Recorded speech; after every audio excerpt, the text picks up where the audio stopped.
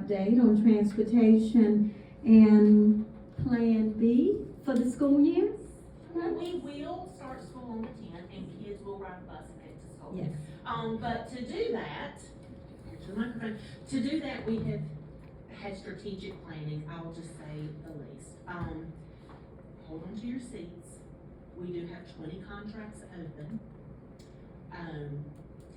If it came short of a thunderstorm that rained bus drivers, we were not going to fill those before the start of school. It's just not going to happen. So at this point, I want you to know, talk with Dr. Cobbs, and I also want community members, so if y'all can help spread the word, and we're going to do some things to let families in Franklin County know where we are and what we plan on doing to help get those students to school. So with the 20 routes that are open, doesn't necessarily mean I have 20 buses that do not have a driver. We have consolidated routes, starting the year of COVID. So some routes have been consolidated. If somebody has retired or quit and we were able to shuffle those students around on buses, we have done that. But also with that is, there's 6 of us in the office. We will all have a route this year. And there's 8 mechanics that will have a route this year, basically. Which does leave us short in the garage and in the office, because out of our 8-hour workday and mechanics 10-hour workday, half of that goes to driving the bus at 4 and 4.5 hours a day. So it's a lot to get our jobs that we're contracted to do complete as well. Mechanics, when we finally put the puzzle together at the end of the day, we sometimes call down to the bus garage, and just like the train system is not getting their parts, we don't get our parts, number one. So the buses, the older buses with the higher mileage that have broken down, we don't have either the parts to fix them, or B, the manpower at this time, because we are spending 5 out of their 10-hour days on a bus, driving a bus route.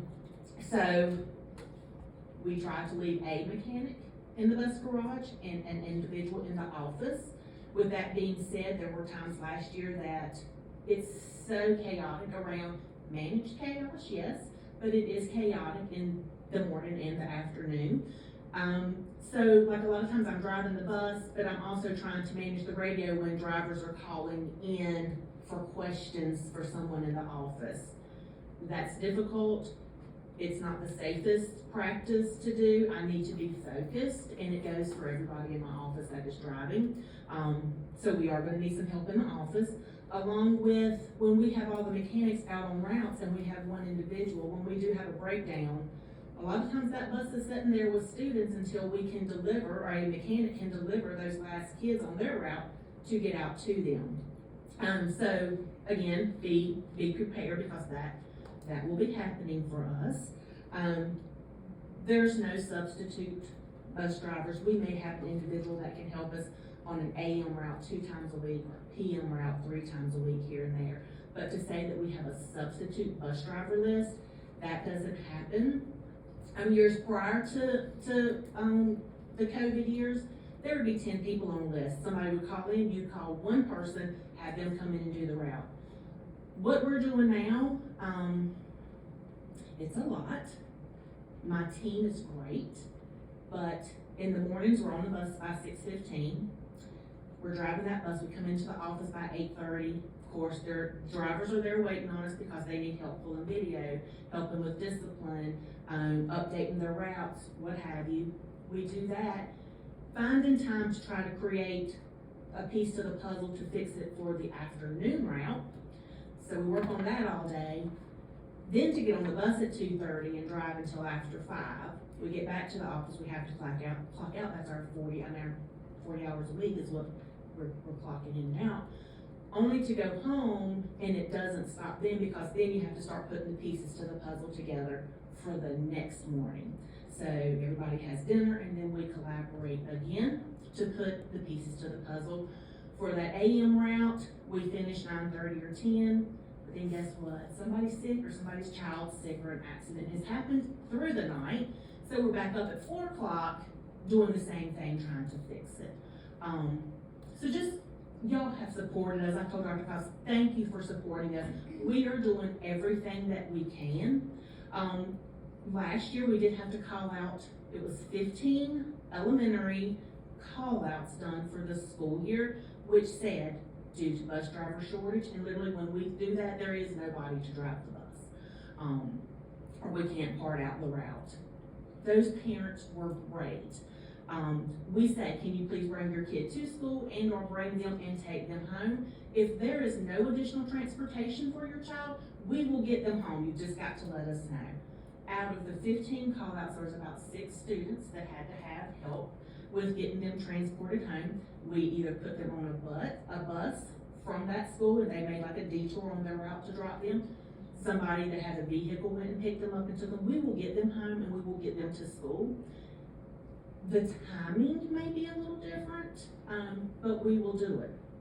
Now, here's the tricky part.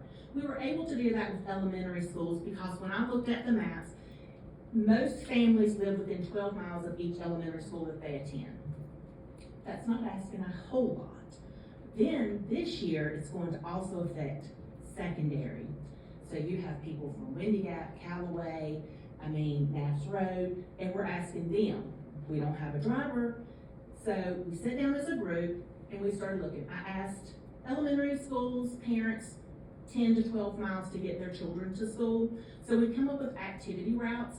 So each zone has multiple stops. It's so positive because it's called the STAR routes, like your child's going to be able on the STAR route and that secondary transportation alternate routes.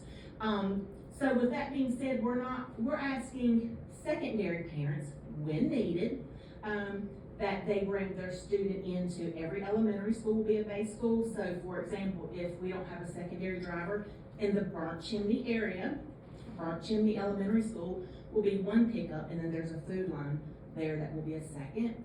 So we have an elementary driver coming in 5 minutes early to Burnt Chimney. We will contact that principal, and Mr. G will talk about this at the principal's meeting. Those students will either unload off of that bus into the school, or if there's a bus there also, we can consolidate those two. And then that elementary driver will go out, pick up at food line. There's a chart that we've made, the times, and then they will come back through to Burnt Chimney Elementary, pick up those kids, and then they will head into the high school. We should not get them there past 8:25 or 8:30. We do not have the manpower to do every route, the whole route, when we don't have a driver. So that's an option. If they do not want to meet at a community site, then they are more than welcome to bring their student to school and from. The STAR routes work in the morning because we can send an elementary driver out. They do not work in the afternoon. Everybody's on the route at 3 o'clock in the afternoon. So that would be a little bit more difficult. Again, we will get the students home, but a call out will go out that says, due to bus driver shortage, would you please pick up your child or what have you? If you can't, we will provide transportation, but it will only be when somebody finishes their route first, and we know which buses would finish first. They will have to then report back to the secondary school to pick up and go. I need the community to know that if that's the choice, we do not mind, and that is our job, and we will do it, but their student will be at least an hour later. Principals will have to understand that there's gonna have to be somebody there to watch those students. That's just where we are with it. Again, it's day by day, and the drivers have been, some of our town routes are easier to divide up. I've had drivers come to me and say, you need me to come off my route, because you can divide my route up, and then I'll be a sub. So they come in, they drive a different route every single day, and come off of their town route. There's drivers that come in, that we will do anything, you just let us know. But then also on the flip side, you have to look at, we have drivers that, since we have consolidated 20 routes, the routes are longer. There's no more 30, 40, 45 minute routes. They're all an hour plus. There's more students on the bus. And with a longer route and more students, we also have increased discipline. And sometimes that's a deterrent to keeping our bus drivers. hours. So thank goodness we have the matrix that we can put to use and meet with administrators on that. So that's part of that. There's a plea to parents to make sure they update their InfoSnap, which information that goes into PowerSchool, which is where we pull our information. Because when we do send a call out through our messenger, we get that information from PowerSchool, and that information is only as good as it is. So when we maybe send out a message in the evening saying in the morning, this is what you can expect, if we don't have their updated information, then they're not going to get the message, and so there will be a disconnect. So we'll work on a plan on how we can get parents to call us to make sure that information and the bus numbers are correct. So again, we're going to do everything that we can to make it happen.